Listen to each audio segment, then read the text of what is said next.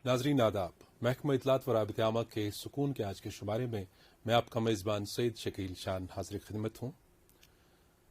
नाजरीन, जब कभी मखसूस हालात पैदा हो जाते हैं तो तदबीर की सोची जाती है, और जहाँ तदबीर की बात आती है वहाँ तहकीक, तजस्सुस, गौर फिक्र होता है, और उसके बाद एक दरियाफ्त सामने आती है या ईजाद की सूरत में कोई चीज़ सामने आ जाती है। आज के शुमारे में हमने दावत दी है ऐसी एक शख्सियत की जो किसी तारुफ के मोहताज नहीं है, जो हमारे डल झील की सफाई सुथराई और उसकी देखरेख के लिए रजाकाराना तौर, इनफरादी तौर बहुत सारी कोशिशें करते हैं। और इनकी एक बहुत बड़ी कोशिश कोविड के दौर में क्या रही, इनसे बराह रास्त मुलाकी होते हैं। तारिक अहमद पतलू साहब, आपका बहुत बहुत शुक्रिया। वालेकुम अस्सलाम कि आज आपने फुर्सत निकाली और हमारे प्रोग्राम में शामिल हुए। आपसे सबसे पहले ये जानना चाहेंगे, चूंकि आपके बारे में काफ़ी ये सुना जाता है कि आप डल झील के बचाव के लिए काफ़ी काम करते हैं, वो भी इनफरादी तौर, किसी रजाकार तंजीम के साथ जुड़ के नहीं, अकेले। और सबसे बड़ी बात उस पर यह भी अहम है कि आपकी बेटी, छोटी बच्ची जन्नत, जिसको सभी जानते हैं, उन्होंने भी डल की सफाई के हवाले से बहुत ही बड़ी मुहिम शुरू की थी छोटे छोटे हाथों से, और काफ़ी मकबूल हुआ था, उनका चर्चा हुआ था। फिर तो आपने एक एम्बुलेंस बनाई, फ्लोटिंग एम्बुलेंस। तो क्या कार फरमा रहा, कौन सा आइडिया, कौन सी तहरीक, कौन सी इंस्पिरेशन इसके पीछे थी? हाँ, पहले मैं शुक्रगुजार हूँ कि आप लोगों ने मुझे यहाँ पे दावत दी है। मैंने जो ये इनिशिएटिव लिया है, क्योंकि आपको पता ही है कि कोविड ने हमको कितना सिखा लिया, पूरी दुनिया को दूसरी दिशा में ले गई। बिल्कुल। और ऐसे ही मेरे साथ भी हुआ है। जब मेरी मौसी का डेथ हुआ था, आंटी का, उसका हार्ट अटैक हुआ था जी। तो वो डल के बीच बीच रहती है, सही। तो उसको भी टाइम लगा क्रॉस करने में। जहाँ से उसको आना था उसको बहुत ज़्यादा टाइम वेस्ट हुआ था, तो उसकी डेथ हुई थी। तो जब वहाँ गए तो वहाँ पे बहुत सारी पब्लिक आई थी तो ताज़ी करने के लिए, तो मैं भी था उसमें। तो तीसरे दिन मुझे लगा कि मुझे कुछ फीवर चढ़ा जी। जैसे ही मुझे लगा कि मुझे फीवर चढ़ा तो मैंने सबको बोला कि मेरे पास नहीं आना, मुझे लगता मुझे कुछ हो रहा है।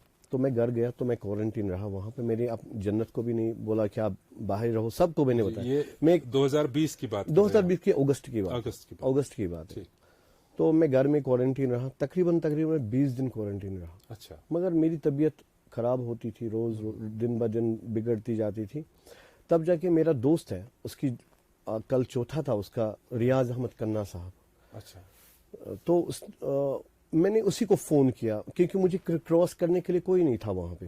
तो रियाज अहमद कन्ना साहब ने क्या किया, वो मुझे आए वहां से। उसने ये सब कुछ छोड़ के किसी को, उसने घर वालों को भी नहीं बताया था कि मैं हेल्प करने के लिए जा रहा हूँ। अच्छा, इस वजह से लोग कतराते थे आगे आने के लिए कि कोविड है, कहीं इन्फेक्शन न लगे। हाँ, कोविड की वजह से। मैं उनको इल्जाम नहीं ठहराता हूँ जिसने मुझे नहीं क्रॉस किया। हाँ, सब। तो तब उसके बाद में जैसे ही वो आता था, रात के टाइम भी, दिन के टाइम भी, तो मुझे वो क्रॉस करता था। तब जाके मेरा ब्रदर है, वो वकील कॉलोनी में रहता है, वहां से वो गाड़ी लेके आता था और मुझे हॉस्पिटल ले जाते थे। ये रोज प्रैक्टिस थी हमारी। तो एक दिन क्या हुआ कि मैं हॉस्पिटल से आया, तो मैं घाट पे आया, तो वहां पे जितने भी शिकारे वाले थे उन लोगों ने मेरी तरफ देखा भी नहीं। अच्छा।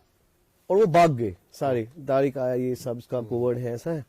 तो जब वो भाग गए तो मुझे बहुत तकलीफ हुई। हाँ, महसूस हुआ। और मैं बहुत ज्यादा बीमार था उस टाइम, बहुत खांसी थी, ऐसा कुछ। तब जाके कोई बंदा आया वहां पे, वो बहरा था, सुनता नहीं था, तो उसने मुझे क्रॉस किया वहां से। जैसे ही उसने मुझे क्रॉस किया तो मैं घर पहुंचा। तो उसके बाद मेरे भाई ने मुझे फोन किया कि आप वहां से आ जाओ, मेरे घर आ जाओ, वहां वकील कॉलोनी में। तो मैं वकील कॉलोनी में रहा, वहां पे उसके घर में तकरीबन 5-6 दिन। तो वहां पे मुझे और तबीयत खराब हुई, तो उसके बाद में मैं हॉस्पिटल में गया। जब मैं हॉस्पिटल में गया, मैं कोविड हॉल में था, जैसे रूम में था, तो वहां पे मैंने जो समा देखा, वहां पे जो मेरी हालत देखी, वहां पे मैंने एक पेशेंट के साथ 2-2, 4-4 बंदे देखे। मैंने ऐसे बंदे भी देखे जिनके पास मास्क भी नहीं थी उस टाइम। कोई कोविड प्रोटोकॉल नहीं कर रहे थे। तो मैंने 2-3 को बता दिया, भाई आप इस एरिया में हो तो आपकी फैमिली भी घर में, आप कैसे जाओ। वहां पे एक बंदा था, वो जो सिलेंडर जो ना, उसकी वो चाबी वाबी वही करता था। हाँ, तो उसकी जो मास्क थी वो नीचे हुआ करती। तो मैंने उसको भी डांटा, मैंने बोला क्या कर रहे हो। मगर मेरा जो दिमाग था ना, मेरा सोच थी کہ میرے ساتھ جو ہوا کہ یہ اور کسی کے ساتھ نہ ہو. تب جا کے میں نے جب واپس آیا میں بہت کمزور تھا, گھر میں آیا تھا, مگر دن رات یہی سوچتا تھا کچھ کرنا پڑے تو گا. ضمنی مجھے یہاں ایک بات یاد آئی, آپ کی بھی رہائش ڈل کے اندر ہی ہے؟ ہاں, میں ڈل میں ہی رہتا جی ہوں. جی. میرے ہاؤس بوٹس ہیں. اچھا. میرا بزنس ہے ہاؤس بوٹس کا. ہمارے ہاؤس بوٹس ہے وہاں پہ. جی.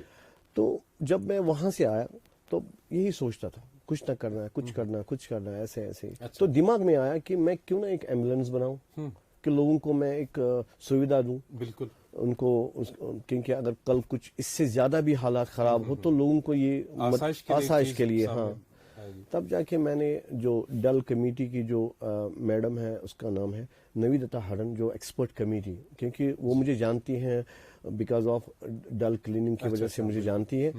تو اس کے ساتھ میں نے ڈسکس کیا تو اس نے مجھے بتا دیا آپ یہ کام کیجئے, یہ بہت اچھا سٹیپ ہے. باقی ہم سنبھالیں گے فائنانشلی, جو بھی آپ کا مدد ہوگا. ان کا ایک ٹرسٹ چلتا ہے وہاں پہ, ستیا ریکھا ٹرسٹ کے نام سے. تو ان لوگوں نے مجھے اس میں ہیلپ کیا ہے. تو میں نے یہ جو ڈیزائننگ ہے یہ ریاض کنا صاحب اور میں نے دونوں نے مل کے یہ ایمبولینس بنائی ہے. اس کا ڈیزائن سب کچھ کیسے کہاں پہ کرنا ہے, کیا چیز کرنا ہے, کتنے بندے اس میں آ سکتے ہیں, کتنا یہ شکارہ جو عام شکارہ اس سے دگنی اس کی جو وڈت ہے ہاں اس سے زیادہ ہے. تو بیس اس کی کیا ہے, اس بوٹ کی کوئی اسپیشل بوٹ ہے یا عام شکارہ کی؟ نہیں, یہ اس کی بیس ہے دیودار کی. کیونکہ میں نے سرچ کیا تھا ابھی گوگل میں بھی پورا, میں جو دیکھ رہا تھا بوٹس وہ بہت کاسٹلی تھے. جی. 30 لاکھ 50 لاکھ 20 لاکھ. تو میں نے بولا میرے پاس اتنی کیپیسٹی نہیں ہے تو کیوں نہ میں ایک شکارہ بناؤں. شکارہ میں نے جب ماڈیفائی کیا شکارہ کو, اس کو پھر میں نے المونیم اوپر سے جو المونیم کا بنا دیا, باڈی بنا دی, اس میں آئرن بھی لگ گیا, المونیم بھی لگ گیا, دیودار بھی لگ گیا. یعنی آپ نے بیس سے لے کر کے ہی شروع کیا؟ ہاں, بیس سے. ایسا نہیں تھا کہ کوئی بوٹ موجود تھی آپ کے پاس اور اس کو آپ نے اوپر کچھ؟ نہیں, ایسی بوٹ تھی ایک, وہی اسی کے اوپر ہم نے ماڈیفائی کیا. مگر وہ اس کی جو عام شکارہ ہے اس کی وڈت 3 یا 4 فٹ ہوتی ہے, اس کی وڈت 6 فٹ ہے. اچھا. یہ بڑی شکارہ ہے. اس کے اگر آپ بیک سائڈ سے اس کو دیکھیں گے نا, پیچھے سائڈ سے, تو یہ 2 شکارہ لگتے ہیں. ہے ایک ہی شکارہ. تب جا کے میں نے اس کو, اب اس کی کیپیسٹی لگ بھگ 14-15 بندوقیں ہیں. اور ایسا ہوا کہ ہم یہ بھول نہیں سکتے ہیں کہ پہلا جو بندہ اس کو میں نے اس میں کراس کیا ہے وہ یہی ریاض احمد کنا صاحب تھے, جس کی ڈیڈ باڈی کو ہم نے اسی میں ڈالا. اللہ مغفرت کرے. ہاں, اللہ اس کو مغفرت کرے. تو یہ میری سٹوری تھی. تو ہم نے جو یہ بنا دیا ہے یہ لوگوں کے لیے بنا دیا ہے, ان کے لیے بنا دیا, اور اللہ تعالیٰ سب کو صحتیاب کرے. تو انشاءاللہ آگے جا کے اس میں جو بھی ایکوپمنٹس لگ جائیں گے, جو بھی ڈاکٹر سے بات ہوئی ہے, ان سے بات مجھے ہوئی ہے, ان لوگوں نے جو باتیں جو ایمرجنسی ایکوپمنٹس میں لگنے والے ہیں وہ میں نے آلریڈی آرڈر کیا ہوا ہے. تو وہ انشاءاللہ 2-4 دن, کیونکہ ابھی راستہ بھی بند ہو گیا, تو انشاءاللہ مجھے لگتا ہے 10 دن اور لگ جائیں گے, تو اس میں سارے ایکوپمنٹس آ جائیں گے. وہی طارق صاحب, ابھی تو کووڈ ویسے بھی نہیں گیا ہے, ابھی بھی ہے, اور خالی آپ نے کووڈ کے لیے ایک سروس نہیں پرووائڈ کی ہے لوگوں کو, بلکہ کہ باقی ساری جو ایلمنٹس ہیں, کسی کو اور تکلیف ہوتی ہے کسی بھی قسم کی, اور ڈل لیک ایسا ہے کہ ریموٹ سا لگتا ہے, دکھنے میں تو بہت خوبصورت ہے, لیکن اندر جب ہم ڈل کے اندر یہ بستی دیکھتے ہیں تو الگ ایک سما نظر آتا ہے. لیکن اس کے لیے مجھے لگتا ہے کہ بہت ضروری, ایک اشد ضرورت تھی اس چیز کی. تو کیا کتنے پیشنٹس آج تک آپ نے اس میں کراس کرائے ہوں گے جن کی ہیلپ ہوئی اس ایمبولینس کے؟ ابھی تو ہم نے پہلے ریاض صاحب کو ہی کیا ہے, جنہوں نے آپ کا پورا ساتھ دیا تھا. تو ہم کیا بتائیں, بہت دکھ ہو رہا ہے. مگر یہ خالی کسی بھی جو بھی ڈل میں رہتے ہیں یا ٹورسٹ, اسپیشل ٹورسٹ, میں ٹورسٹ کی بات کر رہا ہوں, ٹورسٹ جو ہاؤس بوٹ میں آتے ہیں رات کے ٹائم وہ بیمار پڑتے ہیں. یہ ہم لوگ جانتے ہیں کہ ہمیں کیسے ان کو کراس کرنا پڑتا ہے. تو تب جا کے ان کے لیے بہت اچھا سٹیپ ہے. اور جو اندرونی لوکلز ہیں, اندرونی ایریاز میں جو رہتے ہیں, ان کے لیے بہت اچھا ہے. میں کوشش کر رہا ہوں انشاءاللہ اس کے اندر ایک ڈاکٹر میں رکھوں. اس کے ساتھ میں ابھی بات ہونی ہے, گورنمنٹ سے بھی بات کروں گا انشاءاللہ. آپ کی وسادت سے بھی میں ان کو بتانا چاہتا ہوں کہ مجھے ڈاکٹر کی ضرورت ہے اس میں, جو وہاں پہ اگر کسی کو چھوٹا سے, کسی کو ہائی پریشر بھی ہو گیا, کچھ بھی ہو گیا, تھوڑا بہت.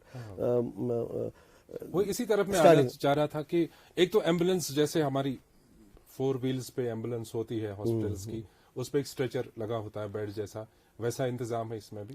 اس میں اس سے بھی بڑھیا انتظام ہے. اس میں بیڈ بھی لگا ہوا ہے, اس میں پیشنٹ مانیٹر بھی رہے گا, اس میں ای سی جی کا رہے گا, اس میں ہر ایک. مگر میں چاہتا ہوں اس میں ایک ڈاکٹر بھی رہے 24 آورز, کیونکہ اگر کہیں پہ کہیں کوئی پیشنٹ ایمرجنسی ہو یا ٹورسٹ ہو یا لوکل ہو, ان کو وہ ڈاکٹر اسی ٹائم ٹریٹ کرے. اگر وہ ایمرجنسی میں اگر زیادہ اس کی زیادہ بیمار ہو تب جا کے ہم اس کو کراس کر کے دوسری ایمبولینس میں بٹھا کے ہاسپٹل لے جا سکتے. اگر اس کا علاج وہیں پہ ہوتا ہے تو وہ سب سے بڑھیا ہے. تو دوسری بات یہاں طارق صاحب یہ ذہن میں آ جاتی ہے کہ ایکچولی ہم بھی جانتے ہیں کہ ہاؤس بوٹ شکارا اس میں کافی سارا پیسہ لگتا ہے, لاگت لگتی ہے, تو اس کے لیے فائنینشیل سپورٹ آپ کا کہاں سے آیا؟